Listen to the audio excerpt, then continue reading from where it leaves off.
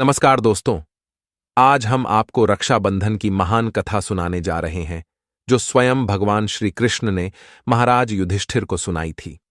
साक्षात भगवान के मुख से कही गई इस कथा को सुनने मात्र से ही कोटि कोटि पाप नष्ट होते हैं। तो चलिए आपको सुनाते हैं वह महान कथा। दोस्तों, द्वापर युग में महाभारत का युद्ध समाप्त हो चुका था और पांडवों ने हस्तिनापुर में अपना राज्य स्थापित कर लिया था।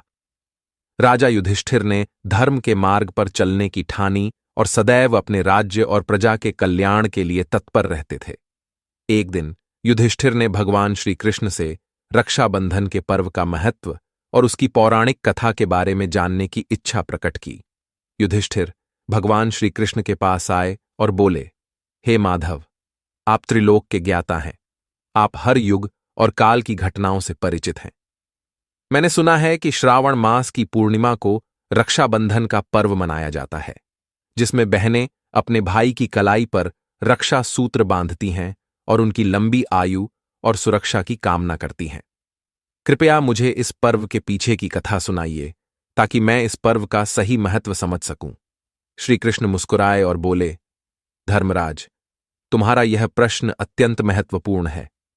रक्षाबंधन का पर्व न केवल भाई बहन के पवित्र रिश्ते का प्रतीक है, बल्कि यह धर्म, वचनबद्धता और भक्तिभाव का भी प्रतिनिधित्व करता है। इस पर्व के पीछे एक प्राचीन कथा है जो त्रेता युग में घटित हुई थी। यह कथा महान दानवीर राजा बलि और देवी लक्ष्मी से संबंधित है। मैं तुम्हें वह कथा सुनाता हूं जिसे सुनकर तुम इस पर्व का असली अर्थ और महत्व समझ सकोगे। युधिष्ठिर कहते हैं, हे केशव, कृपया मुझे वह कथा सुनाइए। मैं इस कथा को सुनने के लिए उत्सुक हूं।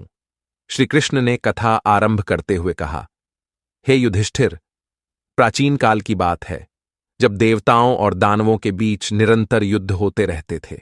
दानवों ने कई बार स्वर्ग पर आक्रमण किया, लेकिन देवताओं की चतुराई और भगवान विष्णु की कृपा से वे हर बार पराजित हो जाते थे।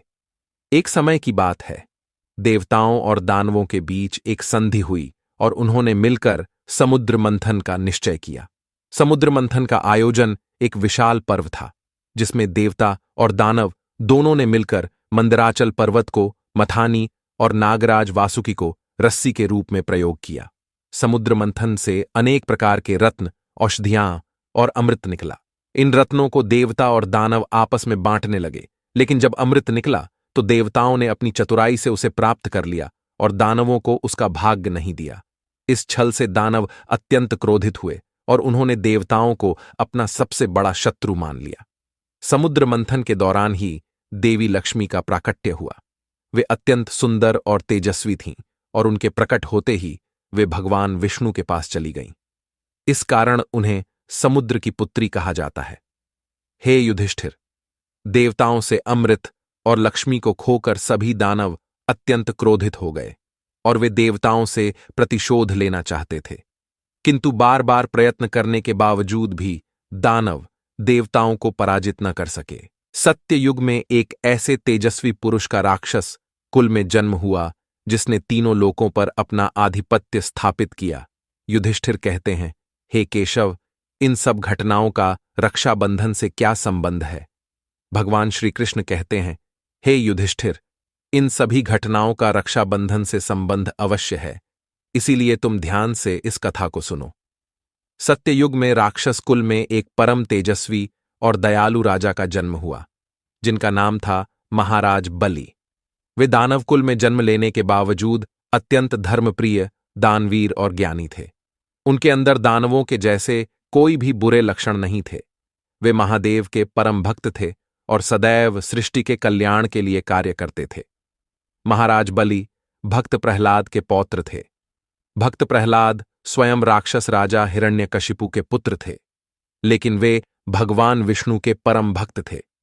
प्रहलाद के संस्कार महाराज बलि में भी समाहित थे। वे अपने पूर्वजों की तरह ही धर्म और दान के मार्ग पर चलते थे। एक दिन महाराज बलि ने संपूर्ण पृथ्वी पर अपना आधिपत्य स्थापित करने के लिए 101 यज्ञ करने का निश्चय किया। इस यज्ञ के पूर्ण होते ही वे स्वर्ग और पृथ्वी के अधिपति बन गए। इस घटना से देवता अत्यंत भयभीत हो गए और सोचने लगे कि अगर दानवों को अमृत प्राप्त हो गया तो उन्हें रोकना असंभव हो जाएगा। देवता अपनी चिंता लेकर भगवान विष्णु के पास गए और उनसे प्रार्थना करने लगे, हे प्रभु, हमारी रक्षा कीजिए। दानवों के राजा बलि महायज्ञ कर रहे हैं। यदि वे स्वर्ग पर आधिपत्य स्थापित कर लेंगे तो सृष्टि का संतुलन बिगड़ जाएगा। तब भगवान विष्णु देवताओं से बोले, हे देवताओं, तुम चिंता मत करो। अब मेरा वामन अवतार का समय निकट आ चुका है। इसीलिए मैं स्वयं ही राजा बलि के पास जाकर तुम्हारी समस्या का निवारण करूंगा। भगवान विष्णु के मुख से ऐसे वचन सुनकर समस्त देवता प्रसन्न हुए और अपने लोक को लौट गए। फिर भगवान विष्णु ने एक बटुक ब्राह्मण का रूप धारण किया और धरती लोक पर प्रकट हुए। जिस स्थान पर राजा बलि का यज्ञ चल रहा था वहां वे पहुंचे। उस स्थान पर महाराज बलि अपने गुरु शुक्राचार्य के साथ यज्ञ कर रहे थे। उस समय उनका अंतिम यज्ञ संपन्न होने वाला था। तब वामन रूपी भगवान विष्णु ने कहा, हे राजन, मैं आपके पास एक याचना लेकर आया हूँ। यदि आप मेरी याचना पूर्ण करते हैं तो मैं आपका आभारी रहूंगा। राजा बलि ने अपने द्वार पर आए उस बटुक ब्राह्मण का स्वागत किया और कहा, हे ब्राह्मण देव, आप जो भी दान दक्षिणा चाहते हैं उसे बेझिझक मांग लीजिए। मैं आपको वह अवश्य प्रदान करूंगा। इतना कहकर महाराज बलि यज्ञ से उठकर बटुक ब्राह्मण के पास चले गए। तब बटुक ब्राह्मण ने कहा, हे राजन, मुझे केवल 3 पग भूमि की आवश्यकता है जिस पर मैं यज्ञ कर सकूं। इसीलिए आप मुझे उतनी ही जमीन दीजिए जितनी मैं अपने 3 पग में नाप सकूं। राजा बलि ने हंसते हुए कहा, हे ब्राह्मण देव, आप केवल 3 पग भूमि की मांग करते हैं। आप चाहें तो पूरी पृथ्वी मांग सकते हैं। 3 पग भूमि मांगकर आप मेरा उपहास उड़ा रहे हैं। राजा बलि ने अहंकार में कहा, आप मांगकर तो देखिए, यदि मैं दे न सकूं तो मेरा वचन झूठा हो जाएगा। उस बटुक ब्राह्मण ने कहा, हे राजन, मनुष्य को जितनी आवश्यकता हो केवल उतना ही मांगना चाहिए। आवश्यकता से अधिक मिलने पर मनुष्य की तृष्णा बढ़ती जाती है। आपने समस्त पृथ्वी को अपने आधिपत्य में ले लिया है। क्या इससे आपकी तृष्णा कम हुई है? नहीं ना। अब आपको स्वर्गलोक का आधिपत्य चाहिए। इसीलिए मनुष्य को जितनी कामना हो केवल उतना ही मांगना चाहिए। बटुक ब्राह्मण की बात सुनकर महाराज बलि को बड़ी ग्लानि हुई। उन्होंने विनम्रता से कहा, हे ब्राह्मण देवता, आप उम्र में तो मुझसे बहुत छोटे हैं, किंतु आपकी बातें ज्ञान से परिपूर्ण हैं। इसीलिए यदि आप केवल 3 पग भूमि मांगते हैं तो मैं आपको वह प्रदान करता हूं। इतने में ही शुक्राचार्य कहते हैं, हे राजन, यह बटुक ब्राह्मण कोई देवता है जो ब्राह्मण का रूप धारण करके आया है। इसीलिए बिना सोचे समझे दान देने का वचन देकर तुम बड़ी भूल कर रहे हो। महाराज बलि ने कहा, हे गुरुवर, यदि ये कोई देवता है तो यह मेरा बड़ा सौभाग्य है कि मैं देवताओं को भी दान दे रहा हूं। मेरे द्वार पर आया हुआ याचक खाली हाथ चला जाए, ये मुझे कदापि स्वीकार नहीं है। इसीलिए मैं इस ब्राह्मण को दान अवश्य करूंगा। महाराज बलि की बात सुनकर शुक्राचार्य क्रोधित हो गए और उस स्थान से चले गए। महाराज बलि ने बटुक ब्राह्मण से कहा, हे ब्राह्मण देवता, आपकी याचना के अनुसार मैं आपको 3 पग भूमि देने का वचन देता हूं। जैसे ही राजा बलि ने यह वचन दिया, बटुक ब्राह्मण ने अपना असली रूप प्रकट किया। भगवान विष्णु वामन अवतार में प्रकट हुए और उनका आकार इतना विशाल हो गया कि उन्होंने एक ही पग में स्वर्ग नाप लिया, दूसरे पग में संपूर्ण पृथ्वी को नाप लिया और तीसरे पग के लिए जब कोई स्थान नहीं बचा, तब वामन भगवान ने राजा बलि से कहा, हे राजन, अब मेरे तीसरे पग के लिए कोई स्थान नहीं बचा, इसीलिए आपका वचन तो झूठा हुआ। राजा बलि समझ गए कि यह कोई साधारण ब्राह्मण नहीं बल्कि साक्षात भगवान विष्णु ही हैं। उन्होंने सिर झुकाते हुए कहा, हे प्रभु, मेरा वचन झूठा नहीं होगा, इसीलिए आप तीसरा पग मेरे सिर पर रख दीजिए। राजा बलि के वचन का पालन करते हुए भगवान वामन जी ने अपना तीसरा पैर राजा बलि के मस्तक पर रख दिया। राजा बलि के इस त्याग और दानवीरता से भगवान विष्णु अत्यंत प्रसन्न हुए और उन्होंने अपना असली रूप प्रकट किया। उन्होंने वामन अवतार का रूप छोड़कर चतुर्भुज रूप धारण किया। उन्होंने राजा बलि को आशीर्वाद दिया और कहा, हे राजन, मैं तुम्हारी दानवीरता और भक्ति से अत्यंत प्रसन्न हूं। इसीलिए मैं तुम्हें वरदान देता हूं कि सावर्णी मनवंतर में तुम्हें इंद्र का पद प्राप्त होगा, तब तक तुम पाताल लोक में निवास करोगे। इस आशीर्वाद को पाकर राजा बलि अत्यंत प्रसन्न हुए और वे पाताल लोक में निवास करने चले गए। पाताल लोक में उन्होंने भगवान विष्णु की भक्ति और तपस्या आरंभ की। पाताल लोक में राजा बलि ने भगवान विष्णु की भक्ति में लीन होकर उनकी प्रसन्नता प्राप्त की।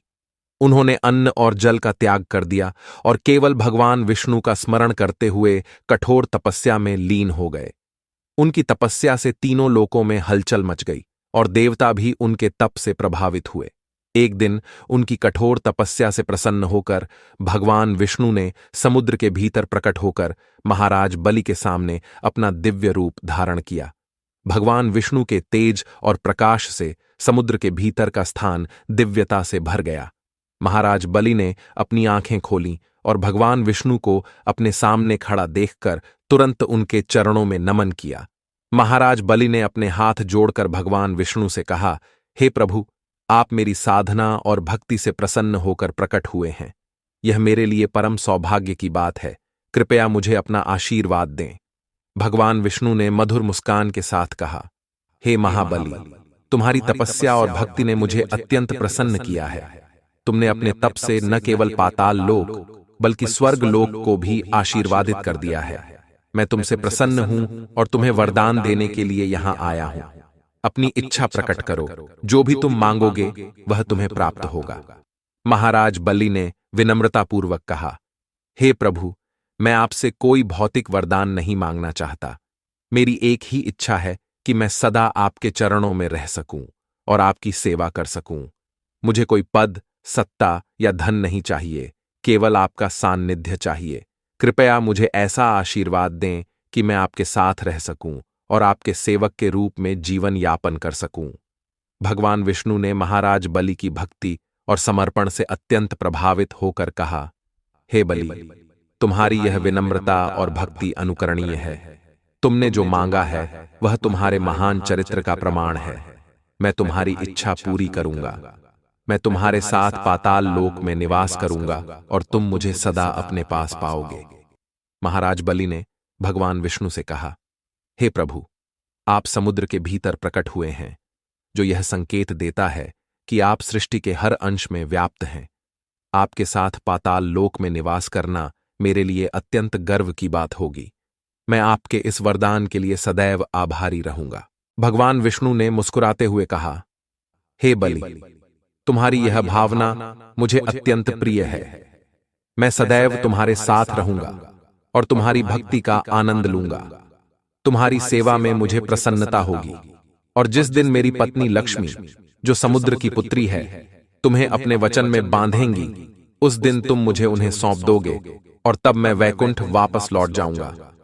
महाराज बलि ने भगवान विष्णु के चरणों में सिर झुकाकर कहा, हे प्रभु, आपने जो मुझे वरदान दिया है वह मेरी कल्पना से भी परे है। मैं आपका आभारी हूं कि आपने मुझे अपना सेवक बनने का अवसर दिया। मैं सदा आपकी सेवा में तत्पर रहूंगा और आपके चरणों में निवास करूंगा। भगवान विष्णु ने महाराज बलि को आशीर्वाद देते हुए कहा, हे बलि, तुम सदा धर्म के मार्ग पर चलना, क्योंकि वही तुम्हारी शक्ति का स्रोत है। तुम्हारी भक्ति और त्याग से मैं सदैव प्रसन्न रहूंगा। उसके पश्चात भगवान विष्णु ने महाराज बलि को आशीर्वाद देकर पाताल लोक में निवास किया और महाराज बलि ने उन्हें सदा अपने पास पाया, जिससे उनका हृदय आनंद से भर गया। इधर देवी लक्ष्मी भगवान विष्णु की अनुपस्थिति में चिंतित हो गईं। तब देवी लक्ष्मी वैकुंठ के द्वारपालों के पास चली गईं। देवी लक्ष्मी को देखकर द्वारपालों ने उन्हें नमस्कार किया। देवी लक्ष्मी ने उनसे पूछा, हे पार्षदों, भगवान विष्णु कहाँ पर चले गए हैं? तुम सब पता करके आओ। वे पार्षद बोले, हे माता, प्रभु तो सुतल लोक में महाराज बलि के यहां पर निवास कर रहे हैं। उन्होंने महाराज बलि को यह वरदान दिया है कि वे अब सुतल लोक में उनके साथ निवास करेंगे। ये सुनकर देवी लक्ष्मी अत्यंत दुखी हो गईं और उन्होंने इस समस्या से मुक्ति पाने के लिए देवादिदेव महादेव के पास जाने का निश्चय किया। फिर माता लक्ष्मी भगवान शिव के निवास स्थान कैलाश पर पहुंचीं जहां महादेव और देवी पार्वती बैठे हुए थे। तब वहां जाकर देवी लक्ष्मी ने महादेव को प्रणाम किया। भगवान शिव ने मुस्कुराते हुए कहा, हे देवी लक्ष्मी, आप स्वयं शक्ति और संपत्ति की देवी हैं, फिर भी आप इस समय दुखी क्यों हैं? क्या कारण है जो आपको यहां तक लाया है? देवी लक्ष्मी ने अपनी वेदना व्यक्त करते हुए कहा, हे महादेव, मेरे स्वामी भगवान विष्णु पाताल लोक में महाराज बलि के साथ निवास कर रहे हैं। उनके वियोग में मेरा हृदय व्याकुल हो गया है। मैं चाहती हूं कि वे वैकुंठ वापस आ जाएं, लेकिन महाराज बलि के वचन और भक्ति के कारण मैं यह निर्णय नहीं कर पा रही हूं कि उन्हें कैसे वापस लाऊं। कृपया मुझे इस समस्या का समाधान बताएं। भगवान शिव ने गंभीरता से कहा, हे देवी लक्ष्मी, राजा बलि वचन के पक्के और धर्मनिष्ठ व्यक्ति हैं। यदि आप उन्हें किसी वचन में बांध लेंगी तो वे अवश्य उसका पालन करेंगे। मेरी सलाह है कि आप एक नाग कन्या का रूप धारण करके पाताल लोक जाएं और उनसे रक्षा का वचन लें। जब वे आपकी रक्षा का वचन दे देंगे, तब आप उनसे भगवान विष्णु को वापस मांग सकती हैं। इस प्रकार वे अपने वचन का पालन करते हुए भगवान विष्णु को आपको सौंप देंगे और आप अपने साथ नागराज वासुकी को भी लेकर जाइए, जो आपकी सहायता करेंगे। तब देवी लक्ष्मी ने महादेव का धन्यवाद किया और नाग कन्या का रूप धारण किया। नाग कन्या का रूप धारण करके देवी लक्ष्मी नागराज वासुकी को लेकर पाताल लोक जाने के लिए निकल पड़ी। देवी लक्ष्मी और नागराज वासुकी उस समुद्र के पास पहुंच गए जहां से पाताल लोक जाने का मार्ग था। फिर उन्होंने समुद्र के भीतर प्रवेश किया और पाताल की ओर जाने लगे। रास्ते में देवी लक्ष्मी ने वासुकी से कहा, हे नागराज, अब आप एक पवित्र रक्षा सूत्र का रूप धारण कीजिए, जिसे मैं महाराज बलि की कलाई पर बांधूंगी। मां लक्ष्मी की आज्ञा का पालन करते हुए नागराज वासुकी ने अपने शरीर को एक लाल रंग के रक्षा सूत्र में बदल दिया। फिर नाग कन्या के रूप में देवी लक्ष्मी उस लाल धागे को लेकर पाताल लोक पहुंची और फिर वहां से उन्होंने महाराज बलि के महल की ओर प्रस्थान किया। जब नाग कन्या रूपी देवी लक्ष्मी ने महाराज बलि के राजमहल में प्रवेश किया, तब महाराज बलि ने उन्हें देखते ही उनका स्वागत किया। हे देवी, आप कौन हैं और आप इस पाताल लोक में कैसे पधारी? क्या कोई समस्या है जो आप मेरे पास आई हैं? नाग कन्या रूपी देवी लक्ष्मी ने नम्रता से उत्तर दिया, हे महाबली, मैं एक साधारण नाग कन्या हूं जो इस कठिन समय में आपकी शरण में आई हूं। मेरा परिवार संकट में है और मुझे आपकी सहायता की आवश्यकता है। मैं आपसे यह विनती करती हूं कि आप मेरी रक्षा का वचन दें। महाराज बलि ने कहा, हे देवी, आप चिंता न करें। इस पाताल लोक में जो भी मेरी शरण में आता है, उसकी मैं रक्षा करता हूं। मैं आपको वचन देता हूं कि आपकी रक्षा करूंगा। बताइए, मैं आपकी किस प्रकार सहायता कर सकता हूं? नाग कन्या ने कहा, हे महाबली, आपकी कलाई पर रक्षा सूत्र बांधकर मैं आपसे आपकी रक्षा का वचन लेना चाहती हूं। इस सूत्र का संबंध हमारे कुल की परंपरा से है और इसे बांधने से आप मेरे रक्षक बन जाएंगे। महाराज बलि ने हंसते हुए कहा, हे देवी, आप तो बहुत सरल कार्य मांग रही हैं। मैं इस रक्षा सूत्र को बांधने के लिए सहर्ष तैयार हूं। इसके बाद नाग कन्या ने महाराज बलि की कलाई पर नागराज वासुकी से बनाया हुआ रक्षा सूत्र बांधा और उन्हें प्रणाम किया। जैसे ही उन्होंने रक्षा सूत्र बांधा, उन्होंने अपने असली रूप का प्रकटीकरण किया। अब वे कोई साधारण नाग कन्या नहीं, बल्कि स्वयं देवी लक्ष्मी थीं। उनके तेज से पाताल लोक आलोकित हो उठा। महाराज बलि ने देवी लक्ष्मी को पहचानते ही उनके चरणों में नमन किया और कहा, हे माता लक्ष्मी, आप तो समुद्र की पुत्री हैं और आज से मेरी बहन हुई। मैंने आपको वचन दिया है और मैं इस वचन का पालन अवश्य करूंगा। आप मुझसे जो चाहें वह मांग सकती हैं। देवी लक्ष्मी ने कहा, हे महाबली, मैंने आपकी भक्ति और दानशीलता के बारे में सुना था और आज मैं स्वयं इसका अनुभव कर रही हूं। मैं आपसे अपना स्वामी भगवान विष्णु, जो आपके साथ पाताल लोक में निवास कर रहे हैं, उन्हें वापस वैकुंठ ले जाने का निवेदन करती हूं। महाराज बलि ने अपने वचन का पालन करते हुए अत्यंत प्रसन्नतापूर्वक भगवान विष्णु को देवी लक्ष्मी को सौंप दिया और कहा, हे देवी, आपके इस रक्षा सूत्र ने मुझे आपका भाई बना दिया है।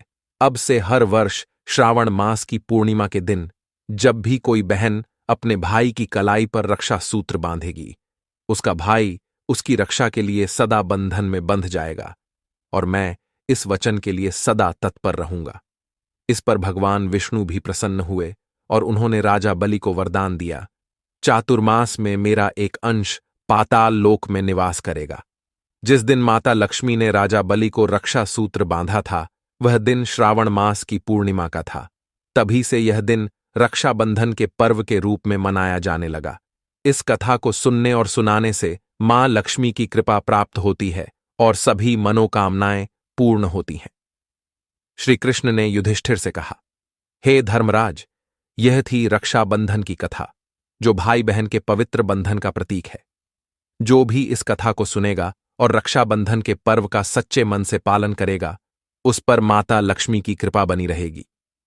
युधिष्ठिर ने यह कथा सुनकर श्री कृष्ण को धन्यवाद दिया और रक्षाबंधन का महत्व समझा। उन्होंने निश्चय किया कि वे इस पर्व को पूरे राज्य में धूमधाम से मनाएंगे और इस कथा को अपनी प्रजा में सुनाएंगे, ताकि सभी इसके महत्व को समझ सकें। तो दोस्तों, इस प्रकार भगवान श्री कृष्ण ने धर्मराज युधिष्ठिर को रक्षाबंधन की महान कथा सुनाई। आपको यह कथा कैसी लगी, कमेंट करके अवश्य बताइए। जानकारी अच्छी लगी तो इस वीडियो को लाइक जरूर करें और कमेंट में जय श्री कृष्ण, जय मां लक्ष्मी और हर हर महादेव जरूर लिखें। साथ ही चैनल को सब्सक्राइब करें। आप सभी का धन्यवाद।